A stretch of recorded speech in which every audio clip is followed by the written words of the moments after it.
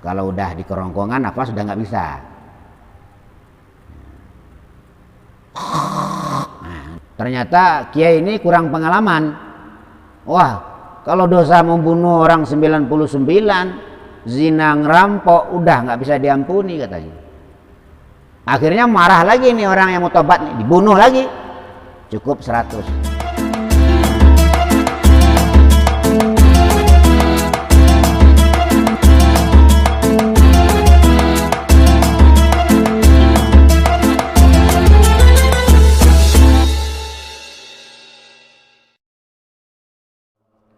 Sabba alayya rizqa sabata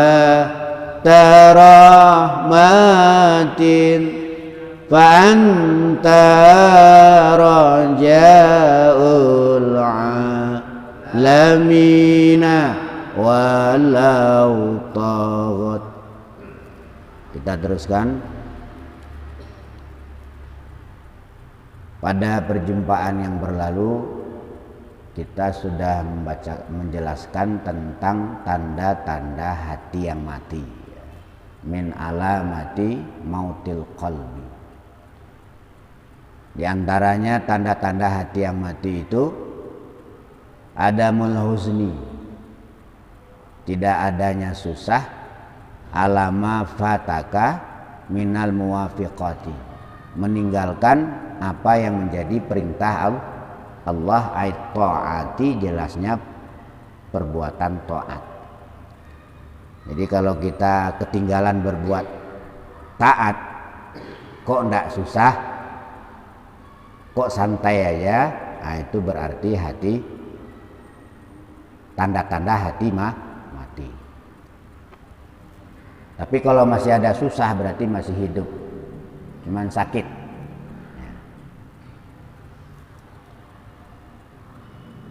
Kemudian yang kedua tanda hati mati, watarkun nadami ala ma fa'altahu min wujudiz zalali, yaitu meninggalkan menyesal atas perkara dosa yang dilakukan. Nah, itu tandanya hati mati. Jadi kata Nabi, dosa itu diampuni oleh Allah selagi tidak diceritakan kepada orang lain. Jadi kalau berbuat dosa rahasiakan. Selagi dosa itu tidak diceritakan sama orang, Allah pasti akan mengampuni kalau minta ampun. Jangan membuka aib sendiri kepada orang lain. Orang yang paling bodoh itu adalah orang yang membuka aibnya sendiri pada orang lain. Membuka aib orang lain aja dosa kok, ya kan? Dosa besar. Apalagi membuka aib sendiri. Terus gimana kalau kita berbuat salah? Ya, kita bawa perbuatan salah itu kepada Allah, kemudian kita bertaubat dengan taubatan nasuha. Jangan diceritakan sama orang.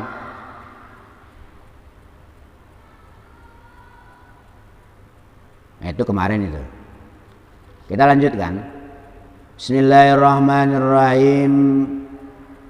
La ya'zumiz zambu indaka azamatan tasudduka an husniz zanni billah.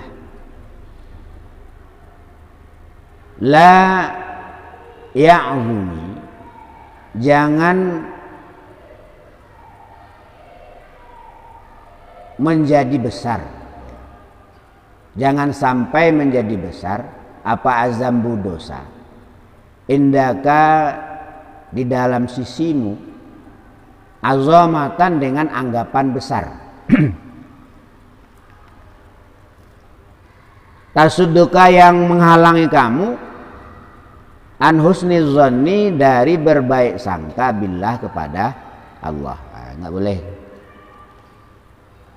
Jadi kita melakukan dosa sebesar apapun, jangan gara-gara dosa itu kita berburuk sangka kepada Allah.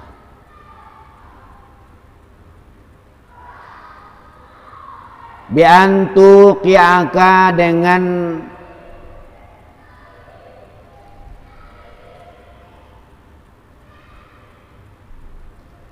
hendak melakukan siapa Allah kepadamu fil ya'si di dalam putus asa, wal kunuti dan putus asa. Jadi kesalahan yang bagaimanapun kita lakukan jangan menjadi penyebab kita putus asa dari rahmat Allah. Terus gimana? Yang lalu biar berlalu gitu. Jadi masa lalu itu jangan memberi pengaruh negatif kepada kita di dalam berbaik sangka kepada Allah. Itu maunya Allah semua itu. Kita dulu pernah begini, pernah begitu, maunya Allah.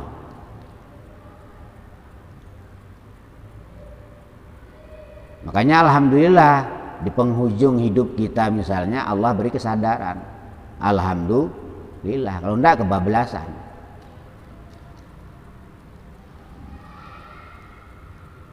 Makanya manusia itu selagi masih Allah beri umur, maka segala sesuatu masih mungkin terjadi. Orang yang tadinya maksiat, ahli maksiat, karena umurnya masih ada, Allah rubah dia menjadi taat. Orang yang tadinya taat, ahli jamaah, ahli baca Quran, ahli zikir, sepanjang waktu berjalan Allah ubah dia sebaliknya. Makanya kita nggak boleh meremehkan siapapun. Karena apa? Karena selagi masih ada waktu, itu masih ada kemungkinan berubah. Terus bagaimana? Kita harus mensyukuri nikmat Allah Subhanahu wa taala dan minta kepada Allah jangan sampai ketaatan ini diambil dari kita. Bencana yang terbesar itu bukan rumah terbakar, bukan. Bencana terbesar itu apa? Allah ambil ketaatan kita. Akhirnya jadi orang yang enggak taat. Apalagi kalau Allah ambil keimanan kita. Akhirnya menjadi orang yang tidak beriman. Inilah bencana terbesar. Kita teruskan. Fazi maka adapun ini azamah. Azamatun adalah anggapan dosa. Mazmumatun yang dibenci. Qadihatun yang merusak fil iman di dalam iman. Jadi kalau kita beranggapan dosa-dosa yang kita lakukan itu menghalangi kita untuk mendapatkan pengampunan dan rahmat Allah karena mungkin dah terlalu besar ya, maka anggapan yang demikian itu adalah anggapan yang salah, dan anggapan yang seperti itu merusai iman. Kata Allah dalam Quran, wala tayasu mirauhillah. Jangan sekali-kali kamu berputus asa dari rahmat Allah. Betapapun banyak kesalahan kekeliruan kita di masa yang lalu, selagi nafas belum sampai di kerongkongan, Allah masih membuka pintu taubat. Nah, kalau udah di kerongkongan nafas sudah nggak bisa. Nah, nggak bisa tobat udah. Dan tidak terima tobat. Tapi selagi masih nafas di kandung badan, belum sampai di kerongkongan, Allah masih membuka pintu taubat. Maka sebesar apapun kesalahan, jangan menghalangi kita untuk mendapatkan pengampunan Allah. Nggak boleh putus asa. Nggak ada cerita kadong, itu nggak ada. Udah ada kadong. Waya adapun hazi syarrun, itu lebih buruk alaika atasmu min zunubika daripada dosamu. Berputus asa dari rahmat Allah karena banyaknya dosa, itu lebih besar dosanya daripada dosa yang diperbuat tadi. Wasababuha adapun sebabnya hazihi, apa sebabnya orang berputus asa dari rahmat Allah? Jahluka adalah jahilmu. bisifati maulaka, dengan beberapa sifat Tuhanmu. Jadi sebesar-besar dosa hamba, lebih besar pengampunan Allah Subhanahu wa ta'ala. Jadi pengampunan Allah lebih luas daripada dosa hamba tadi. Makanya tidak ada istilah putus asa selagi umur masih ada. Nggak boleh pesimis, tetap harus optimis walaupun umurnya tinggal beberapa saat. Wa ukufika, dan berhenti kamu ma'a nafsika, di dalam beserta nafsumu. Nah, jadi yang menghalangi orang kembali kepada Allah itu adalah nafsunya. Dosa udah terlalu banyak. Dari dulu, dari balik sampai sekarang nggak pernah sholat, nggak pernah ngaji, nggak pernah berbuat baik sama sekali, kata nafsu. Udah nggak ada harapan. Akhirnya orang tadi tidak mau bertobat, dihalang-halangi oleh hawa nafsunya. Hanya ada dulu kisah orang yang bunuh orang, 99 orang dibunuh sama dia. Suatu waktu ada keinginan untuk tobat.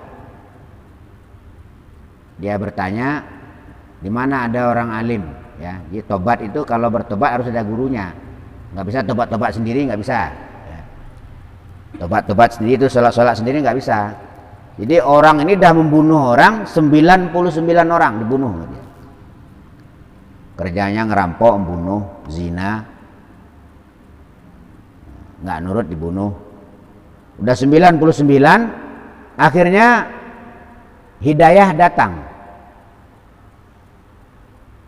Lalu dia bertanya, di mana ada orang alim yang kira-kira bisa tempat bertanya bagaimana caranya tobat dosa yang sudah banyak ini. Akhirnya ditunjukkan, di desa sana ada namanya Kiai si A. Nah, dia alim itu, datang ke sana. Benar, dia datang ke desa itu, ketemu dengan yang dicarinya, lalu dia ceritakan dosanya. Ternyata Kiai ini kurang pengalaman. Wah, kalau dosa membunuh orang 99, zina ngerampok, udah nggak bisa diampuni katanya. Akhirnya marah lagi nih orang yang mau tobat nih, dibunuh lagi. Cukup 100. Tapi dia tidak surut keinginan untuk ingin bertobat. Akhirnya ada orang bilang, ya, di daerah sana ada orang alim, datangilah. Akhirnya orang ini yang berbuat maksiat ini jalan, di tengah jalan ajalnya sampai, mati dia. Akhirnya turunlah malaikat rahmat dan malaikat azab. Malaikat azab katanya, ini bagian saya nih, orang ahli maksiat, ahli zina, ahli rampok, ahli bunuh orang, ini bagian saya, kata malaikat azab. Kata malaikat rahmat, ini bagian saya, orang ini udah kepengen taubat, belum tobat nih, baru kepengen doang. Dia sedang nyari guru untuk bertaubat. Karena ketemu tadi sama guru yang pertama tadi, katanya dosanya nggak bisa diampuni. Akhirnya malaikat ini bertengkar. Yang satu ingin bawa ke surga karena dia udah ingin tobat, yang satu ingin membawa ke neraka karena ahli maksiat. Akhirnya turun malaikat yang ketiga atas perintah Allah. Dah begini aja malaikat, ya, sesama malaikat tidak boleh bertengkar. Gini aja, ukur jauh mana tempat yang dia tinggalkan untuk bertaubat dengan tempat yang akan dia tuju untuk bertaubat. Diukur. Taruhlah jaraknya 100 kilo. Setelah diukur ternyata perjalanannya sudah 51 kilo. Hanya tinggal 49 kilo lagi sampai. Nah, kalau jauh tempat yang dia tinggalkan, dekat tempat yang dia tuju, berarti dia ahli surga. Akhirnya orang tadi dibawa oleh malaikat rahmat. Nah, ini cerita untuk kita, betapapun besar dosa kita, kesalahan kita, kita tidak boleh putus asa. Karena berputus asa dari rahmat Allah itu dosanya lebih besar daripada dosa yang kita perbuat. Fa inna man arafa rabbahu, fa inna man, maka sungguhnya orang arafa, yang mengetahui siapa orang, rabbahu, kepada Tuhannya, ma'rifatan, dengan mengetahui hakikatan yang sungguhnya, istasghara, maka menganggap kecil siapa orang, fi jambi karami, di dalam menghadapi kemurahan Allah, zambahu, kepada dosanya man. Jadi orang yang paham dengan Allah, ya, maka kesalahan-kesalahan yang dia perbuat tidak menghalanginya untuk berharap fadl dan pengampunan Allah.